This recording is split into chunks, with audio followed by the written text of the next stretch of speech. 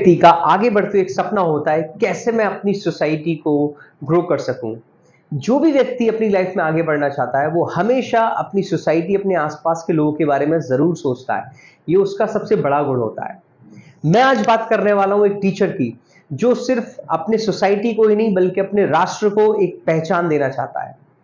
आज भारत देश के हर टीचर को एक जिम्मेदारी के साथ, एक प्रभाविता के साथ आगे बढ़ने की जरूरत है और हमें सीखने की जरूरत है हम कैसे एक इन्फ्लुएंसिव टीचर बन सकते हैं, एक प्रभावी टीचर बन सकते हैं और इस टीचिंग को एक महानता की ओर ले जा सकते हैं।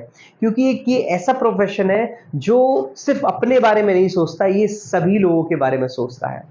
तो कैसा होना चाहिए हमारा एक आइडियल टीचर, मैं अगले 5 से 7 मिनट में आपको एक रूपरेखा देना चाहूंगा। अगर आप वास्तव में आगे बढ़ना चाहते हैं, आप अपने आप को एक प्रभावी टीचर बनाना चाहते हैं, तो आप इन बातों को जरूर सुने।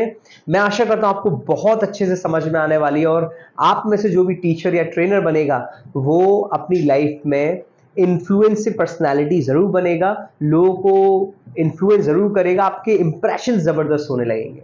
देखिए, सबसे पहले तो समझिए टीचर होता कौन है।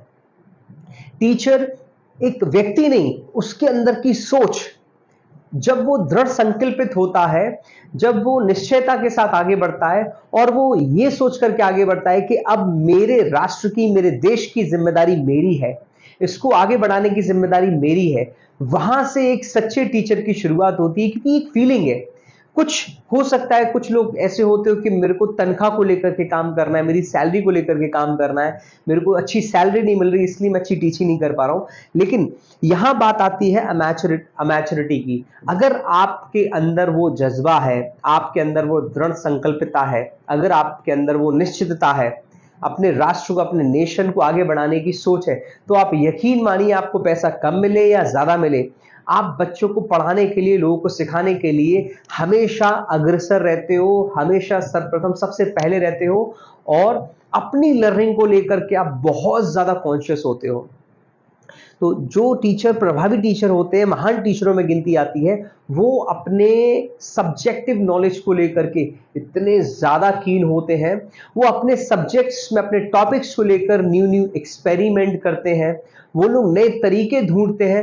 वो लोग सोचते हैं कि मैं जब इस चीज को नहीं कर पाता था तो मैं किन किन तरीके से सीखा करता था, मुझे कौन कौन से टीचर्स मिले थे, उनकी क्या क्या बातें मेरे को सीखने को देती थी, क्या क्या उनके बिहेवियर से जो मुझे सिखाते थे। तो जब आप अपने सब्जेक्ट्स के ऊपर, जो भी आपका सब्जेक्ट है, आप अपने सब्जेक्ट के ऊपर एक्सपेरिमेंट्स करने लगते हो, नई चीजें ट्राई करने लगते हो, कुछ नया, नए आयामों को सोचने लगते हो, खोजने लगते हो, आपकी टीचिंग की शुरुआत होती है। क्योंकि आप खुद सोचिए, आप बहुत मोटिवेटेड है, आप बहुत जबरदस्त पर्सनैलिटी, लेकिन आपकी सब्जेक्टिव नॉलेज अच्छी नहीं है, तो कहीं ना कहीं आप लैक करोगे। तो सबसे पहले तो अपने सब्जेक्ट्स को लेकर आप अपडेट रहिए। आप अपने स्टूडेंट से ज्यादा आपको लर्न करना पड़ेगा, ये फैक्ट है। ज्यादातर क्या होता है आज के समय में, मैं जब मिलता हूं टीचर से, वो जब 2 3 4 साल 5 साल पहले टीचर की उनकी शुरुआत हुई थी, वो बने थे, एज ए प्रोफेशन उन्होंने लिया था, तो शुरुआत में स्ट्रांग थे, लेकिन अब समय के साथ वो अपने सब्जेक्टिव नॉलेज में कम होते जा रहे हैं। इसीलिए ऐसे लोगों को, ऐसे टीचर्स को समय के अनुसार टीचिंग छोड़ने का मन करता है, टीचिंग बोरिंगनेस लगने लगती है, बच्चे उन्हें पसंद नहीं आते हैं, एटमॉस्फेयर बना नहीं पाते हैं। तो यहां पर सबसे पहले तो अपने सब्जेक्टिव नॉलेज को आपको पॉलिश करते रहना है, लगातार आपको लर्न करते रहना है, जितना ज्यादा हो सकता है आप स्टूडेंट से ज्यादा सीखिए। फिर मैं बात करना चाहूंगा अडेप्टेबिलिटी की, क्योंकि change is the law of nature. तो जब नेचर खुद कहती है कि चेंज होगा ही होगा, कोई भी चीज परमानेंट नहीं, एवरीथिंग इज टेम्पररी, तो हमें समझना पड़ेगा, ना ही तो हमारी लर्निंग परमानेंट है, ना ही हम जो काम कर रहे हैं वो परमानेंट है, सब कुछ टेम्परेरी है। तो बदलाव होंगे, बदलाव होंगे, तो हमें अडेप्ट करना आना चाहिए, हमें अपनाना आना चाहिए। स्टूडेंट हमेशा होशियार नहीं रहने वाला है, जो अच्छा स्टूडेंट है, हमेशा बुरा स्टूडेंट बुरा नहीं रहने वाला है, कमजोर स्टूडेंट कमजोर नहीं रहने वाला है। तो हमारे अंदर अडेप्टेबिलिटी होनी चाहिए कि हम लोगों को समझ पाए, हम अपने एटमॉस्फेयर को समझ पाए, हम ये जान पाए कि हाँ, जिस चीज में हम कार्यरत हैं, जो भी चीज हम कर रहे हैं, आज वो हो सकता है उस लेवल पे अच्छी ना हो, लेकिन आने वाले समय में वो अच्छी हो। आज हो सकता है स्टूडेंट अच्छा नहीं कर रहे हो, लेकिन आने वाले समय में स्टूडेंट बहुत अच्छा कर रहे होंगे। तो आप जब अपने आप को अडेप्टिव बनाते हो टीचर, एज ए टीचर, आप यकीन मानिए, आप अपने आप ही बहुत कुछ बुरी चीज़ों को छोड़ देते हो, आप बहुत कुछ निष्क्रिय चीज़ों को छोड़ देते हो और आप आगे बढ़ने रखते हो। तो सब्जेक्टिव नॉलेज कीन लर्निंग के साथ आपको लेनी है। दूसरा पॉइंट, आपको अपने अडैप्टेबिलिटी पे काम करना है। तीसरी चीज़ जो बहुत ही महत्वपूर्ण है, हर पॉइंट टू पॉइंट आपका महत्वपूर्ण होता चला जाएगा और कहीं ना कहीं एक दूसरे से वो जुड़ा हुआ है। तीसरी चीज, सबसे बड़ी बात, हमें क्लासरूम मैनेजमेंट आना चाहिए। हमें एंटर कैसे करना है क्लास में एज ए टीचर, हमें बच्चों को अपनी ओर आकर्षित कैसे करना है, हमें टॉपिक्स को लेकर शुरुआत कैसे करनी है, हमें उस टॉपिक को इंटरेस्टिंग कैसे बनाना है, हमें उस टॉपिक को लेकर बच्चों के माइंड में क्यूरियोसिटी कैसे डालनी है, हमें जब हम उन्हें पढ़ा रहे हैं तो हमें बोर्ड का यूज कैसे करना है, हमें बुक्स का यूज कैसे करना है, हमें जितने भी हमारे पास यूटेंसिल्स, हमारे पास रिसोर्सेज हैं, हमें उन बेस्ट रिसोर्सेज हमें उन रिसोर्सेज का बेस्ट यूज कैसे करना है। तो ये क्लासरूम मैनेजमेंट के अंदर आता है। हमें किस काम के लिए किस बच्चे को आगे लेना है, किस काम के लिए किस बच्चे को कोई नई तरीके से उसे एक शुरुआत करनी है। हम आपने देखा हो क्लास में जब एक टीचर होता है तो वो हमेशा एक ही बच्चे को हर चीज के लिए आगे करता है। तो आपको कैसे सभी बच्चों को अपने साथ इन्वॉल्व करना है, कैसे सभी बच्चों को अपने साथ एंगेज करना है, कैसे अपने साथ पढ़ाई के काम में लगाना है, कैसे आप एक्टिविटी में लगा सकते हो। तो जब आप ये सारी चीज़ें करने लगते हो, आप बच्चों को अपने साथ इन्वॉल्व करने लगते हो, एंगेज करने लगते हो, आपकी टीचिंग का सिनेरियो वहाँ से चेंज होने लगता है। तो आपको हमेशा ध्यान रखना है कैसे आप बच्चों को अपने साथ एंगेज कर पाओगे, ये आएगा क्लासरूम मैनेजमेंट में। आपको सिर्फ पढ़ाने पर ही ध्यान नहीं देना है, आपकी बच्चों की एक्टिविटीज़, एक्स्ट्रा को कैरिकुलर एक्टिविटीज़ होती हैं, उस पर ध्यान देना है। उसमें नई नई एक्टिविटीज़ क्या आ सकती हैं, आज का माहौल कैसा है, आज का सिनेरियो कैसा है, आज का एनवायरनमेंट कैसा है, उसको लेकर न्यू न्यू एक्टिविटीज़ हमें समझनी है, जाननी है, सीखनी है, फिर उसको करवानी है। फिर उसके अलावा क्लासरूम मैनेजमेंट में हमारे जितने भी डॉक्यूमेंट्स आते हैं, उनको डॉक्यूमेंट्स को डॉक्यूफाई करना आना चाहिए। क्या प्रॉपर हम बच्चों की रिपोर्ट्स तैयार कर रहे हैं, क्या हम प्रॉपर बच्चों की एक्टिविटीज़ को प्लान कर रहे हैं, किस समय किस मौसम में कौन सी एक्टिविटी बच्चों के लिए कारगर साबित हो सकती है। जो भी आप चाहते हैं बच्चों से आउटकम निकालना, उसको एक बढ़िया सी एक्टिविटी में डिज़ाइन करिए, उसे प्लान करिए, उसको ऑर्गेनाइज करिए, कुछ चीज़ें एग्जीक्यूट करिए। फिर देखिए आपके सामने क्लासरूम मैनेजमेंट की एक नई परिभाषा आएगी और आप नए तरीके से अपनी एक टीचिंग को लेकर बेस्ट टू ग्रेट की ओर बढ़ रहे होंगे। फिर मैं बात करूंगा, एक टीचर को अपने अपने अंदर झांकना आना चाहिए। He has to look into himself और हरसेल्फ। जब वो अपने अंदर झांकता है तो उसको उसका फीडबैक मिलता है। जब हम अपने आप से बातें करते हैं एज ए टीचर, तो हमें पता चलता है कि आज पिछले 5 दिनों से मेरी परफॉर्मेंस अच्छी नहीं हो रही है, पिछले 10 दिन से मैं कुछ जबरदस्त नहीं कर पा रहा हूँ, जो मैं शुरुआत में हुआ करता था वो मैं अब नहीं हूँ, या जो पिछले महीने था वो मैं अब नहीं हूँ। मेरी प्रोग्रेस कम क्यों हो रही है? क्या मैं अपने सब्जेक्टिव नॉलेज पे ध्यान नहीं रख रहा हूँ? क्या मैं अडैप्टेबिलिटी को स्ट्रॉन्ग नहीं कर रहा हूँ? क्या मेरी एम्पैथी, लोगों को समझने की सक्षमता कम हो रही है? क्या मैं अपने अंदर ह्यूमर डेवलप नहीं कर पा रहा हूँ? जब आप अपने आप से सवाल करते हो और हमेशा पूछते हो, ये मैंने शुरू क्यों किया था एज ए टीचर, ये मैंने सब्जेक्ट को चूज क्यों किया था, ये मैं इस लाइन में आया क्यों था, मतलब मेरा पर्पस क्या है। आप यकीन मानिए, जब आप अपने आप से फीडबैक लेते हैं अपना, तो आप एक नई डेफिनेशन देते हैं अपने आप को, और जितना ज्यादा आप अपना फीडबैक लेते रहेंगे, अपने अंदर झांकते रहेंगे, आपको हमेशा एक टीचर, आपको अपने अंदर एक जबरदस्त टीचर देखने को मिलेगा। और आप अपने आप से डिटरमाइन करेंगे, आप अपने आप से एक कमिटमेंट करेंगे कि next week, next month, next year, next to next year मैं इतना जबरदस्त करने वाला हूं। तो ये कब होता है? जब आप अपने अंदर झांकते हैं। फिर बात करते हैं, अभी मैंने एक पॉइंट बोला, सेंस ऑफ ह्यूमर।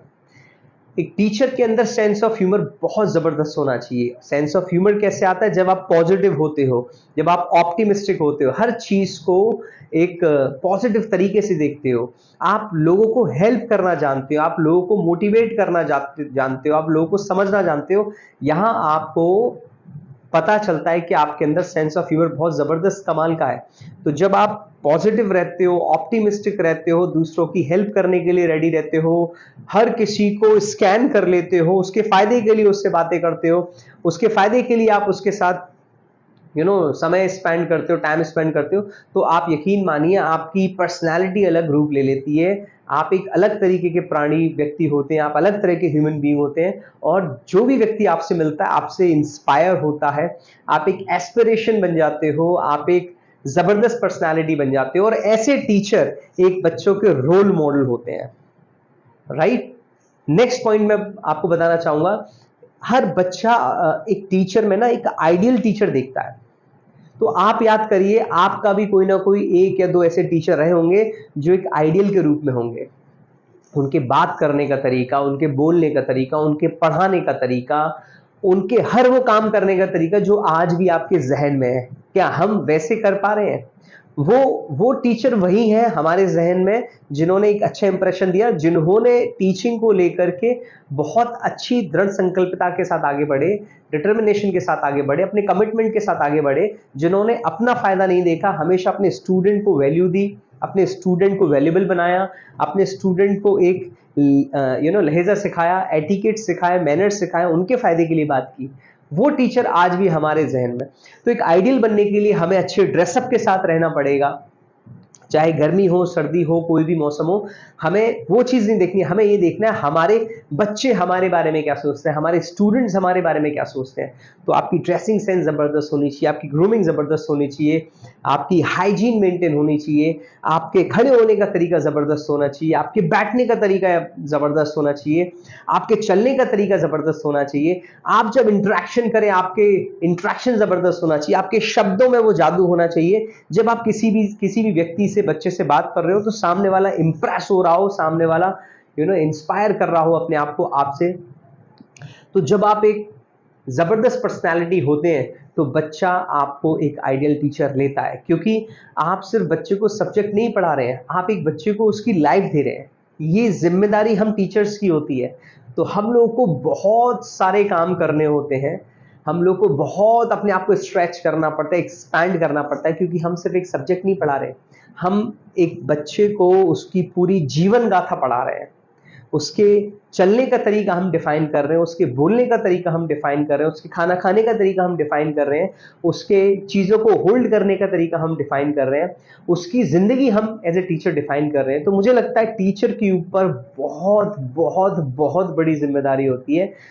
तो जितने भी आज के मेरे युवा ब्रदर एंड सिस्टर्स हैं, छोटे भाई बहन हैं या बड़े भाई बहन हैं, जो भी टीचिंग फील्ड में है या टीचिंग फील्ड में आना चाहते हैं, वो बहुत ही ज़बरदस्त तरीके से तैयारी करें, अपने को ज़बरदस्त तरीके की पर्सनालिटी बनाएं, क्योंकि हम सिर्फ एक स्कूल में या घर में ट्यूशन्स नहीं पढ़ा रहे, हम उन बच्चों को सिर्फ एक सब्जेक्ट नहीं पढ़ा रहे, हम उनको एक पूरी लाइफ दे रहे हैं, हम उनको पूरा एक लाइफ ट्रैक दे रहे हैं, वो हमें ज़िंदगी भर फॉलो करने वाले हैं।